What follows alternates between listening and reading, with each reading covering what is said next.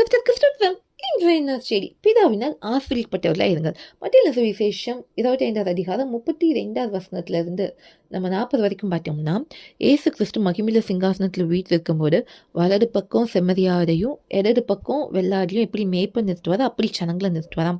வலது பக்கத்தில் இருக்கிற ஜனங்களை பார்த்து தான் சொல்லுவாங்களாம், என் பிதாவினால் ஆசீர்வதிக்கப்பட்டவர்களே வாருங்கள், உலகம் உண்டானது முதல் உங்களுக்காக ஆயத்தம் பண்ணப்பட்டிருக்கிற சாட்சியை சுதந்திரத்துக் கொள்ளுங்கள்ட்ட. அவங்கள பார்த்து அதுக்கப்புறம் ஏசப்பா சொல்கிறாங்க, நான் பசியாக இருக்கும்போது நீங்கள் சாப்பாடு கொடுத்தீங்க, எனக்கு தாகமாக இருக்கும்போது தண்ணீர் கொடுத்தீங்க, எனக்கு தேவைப்படும் போது என்னை விசாரிச்சிங்க வியாதியாக இருந்த போதெல்லாம் சொல்கிறாங்க. அப்போ அந்த ஜனங்கள் நாங்கள் எப்போ இதை செய்கிறோம் அப்படின்னு கேட்டப்போ ஏசு கிறிஸ்து சொல்லுவாங்க, இந்த சிறியவர்களுக்கு நீங்கள் எதை செய்கிறீங்களோ அதை எனக்கே செய்கிறீங்கன்ட்டு. அப்போ நம்மளுக்கு சொல்லப்படுறது ஆக்சுவலின்னா, தாழ்த்தப்பட்ட ஜனங்களுக்கு நம்ம இறக்கம் செய்யும்போது நம்ம யாருக்கு செய்கிறோமா, கர்த்தருக்கு செய்கிறோமா, அப்படிப்பட்டவங்கள பரலோக ராஜ்யத்தை சுதந்திரத்துக் கொள்வாங்களாம்.